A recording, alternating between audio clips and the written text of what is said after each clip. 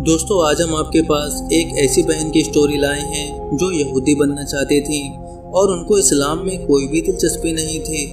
हालांकि वो एक ईसाई घराने से ताल्लुक़ रखती थी, लेकिन फिर उनकी ज़िंदगी में कुछ ऐसे मोड़ आए, कुछ ऐसे हालात पेश आए जिसकी वजह से ये इस्लाम से इस कदर मुतासिर हुई कि इन्होंने अपनी ख्वाहिशों के खिलाफ जाकर इस्लाम को ही कबूल कर लिया और इस्लाम के लिए हर उस चीज़ को छोड़ दिया जिसकी इस्लाम इजाज़त नहीं देता।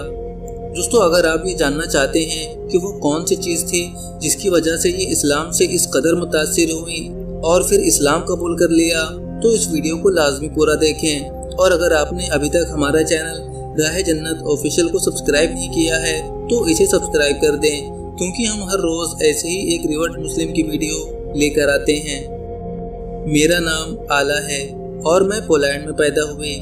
मेरी फैमिली कैथोलिक थी और इसलिए मैं भी पैदाइशी कैथोलिक हूँ। इस्लाम कबूल करने से पहले मैं एक आम से यूरोपीय शहरी थी और मैं वैसे ही नॉर्मल ज़िंदगी गुजार रही थी जैसे कि सारे यूरोपियन गुजारते हैं। बचपन में और लड़कपन में आम कैथोलिक बच्चों की तरह मुझे भी मज़हब के मुतालिक वैसे ही बुनियादी तालीम दी गई थी जैसे कि हर कैथोलिक बच्चे को दी जाती है, मगर मुझे बचपन से ही ईसाई मज़हब पसंद नहीं था।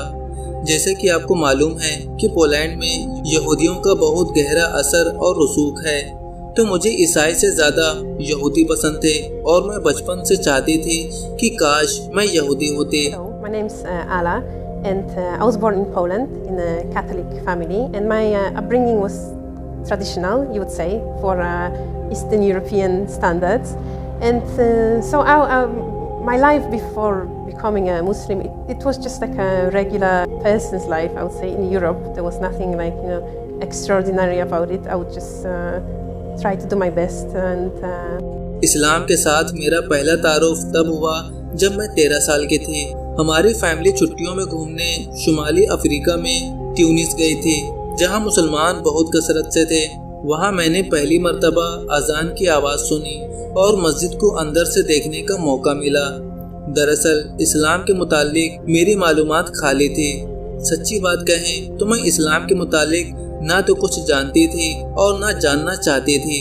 मैं तो सिर्फ गॉड यानी खुदा को तलाश कर रही थी और फिर अल्लाह को तलाश करते करते मैं इस्लाम तक आ पहुंची, क्योंकि यही एक सीधा और सच्चा रास्ता है जो किसी को भी गॉड तक ले जा सकता है।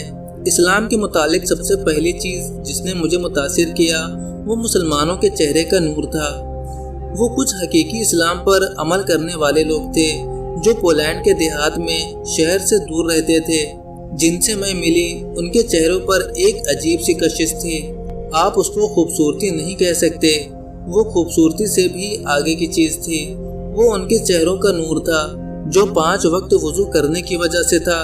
तो वो पहली चीज़ थी जिसने मुझे अपनी तरफ अट्रैक्ट किया और मेरे अंदर इस्लाम के मुतालिक, नबी करीम सल्लल्लाहु अलैहि वसल्लम के मुतालिक और आप सल्लल्लाहु अलैहि वसल्लम की सुन्नत के मुतालिक मज़ीद जानने का तजस्सुस पैदा किया और मैंने इस्लाम के मुतालिक मालूमात हासिल करना शुरू कर दी। Initially affected me the most was meeting people. They would have like just peace and like the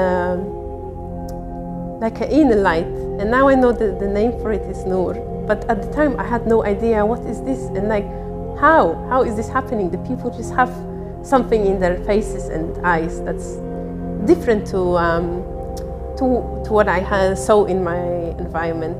So this thing led me to like investigating more in Islam. But when it comes to like things about Islam itself, पहले मैंने कुरान को English तर्जुमे के साथ पढ़ना शुरू किया, मगर आप जानते हैं कि कुरान मजीद एक वसी इल्म का ज़खीरा है और कुरान को समझना बगैर किसी बुनियादी इस्लामी मालूमात के तकरीबन नामुमकिन है। तो फिर मैंने इंटरनेट पर इस्लाम के मुतालिक मवाद सर्च करना शुरू कर दिया, जिसमें मेरी बहुत सारी मदद यूट्यूब ने की। शादीशुदा ज़िंदगी खराब ना होने दें, अपनाइए अफ्रीका की जड़ी बूटियों से बनी ये बहुत ही कामयाब आयुर्वेदिक दवा। क्योंकि पुरुषों में मर्दाना कमजोरी कभी भी आ सकती है और हमारी हंसी खुशी ज़िंदगी भी गमों में तब्दील हो जाती है और अक्सर यही वजह दूरियों का बाइस बनती है।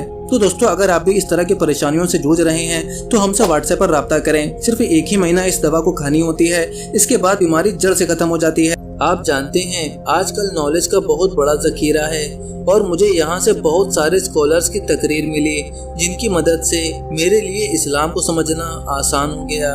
اسلام کے متعلق ان بنیادی معلومات کے بعد یہ بہت ضروری تھا کہ آپ کے ارد گرد کچھ ایسے لوگ بھی ہوں جو کہ عملی طور پر آپ کو یہ سب کچھ تفصیل سے سمجھا سکیں۔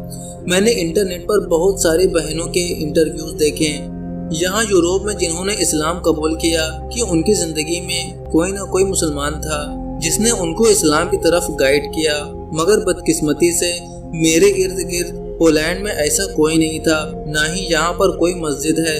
تو انٹرنیٹ پر حاضر شدہ معلومات کے بعد مجھے ضرورت تھی کسی گائیڈ کرنے والے کی جو مجھے اس بارے میں گائیڈ کرے۔ تو میں برلن گئی جہاں مسلمان بہت زیادہ تعداد میں ہیں اور وہاں کئی خوبصورت مساجد بھی ہیں، مگر وہاں بھی مجھے کوئی ایسا شخص نہیں ملا جو میری رہنمائی کر سکے۔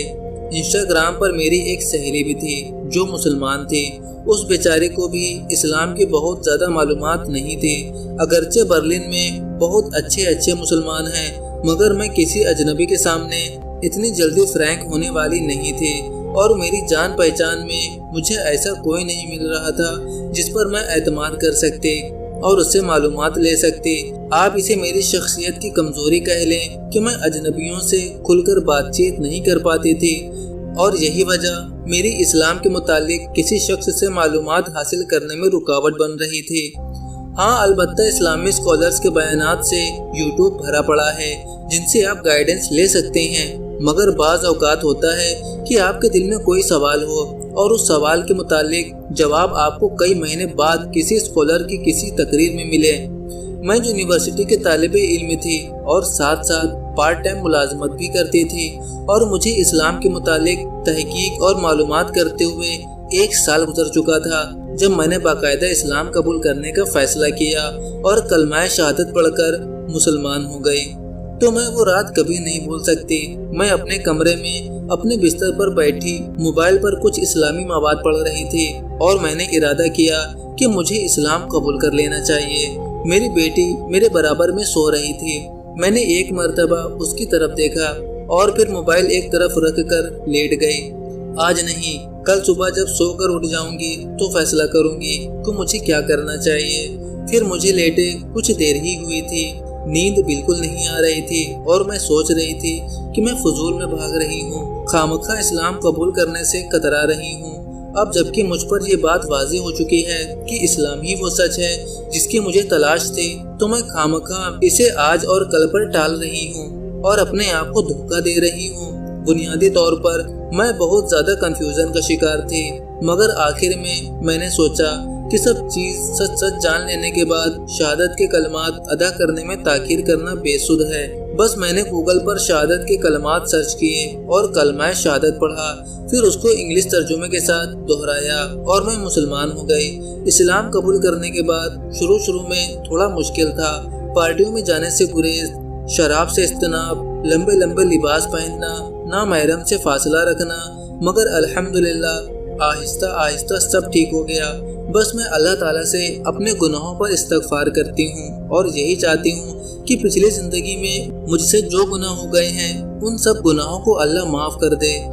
So I had this feeling that I cannot really, because I thought, okay, I'm gonna wake up tomorrow if I do, and then just continue to do what I was doing, and then what if I felt like I'm lying to myself, okay, that I will maybe learn more and maybe do this and do that and maybe go there and meet someone and then I will become a Muslim. But I feel like already what I'm reading it because it's the truth.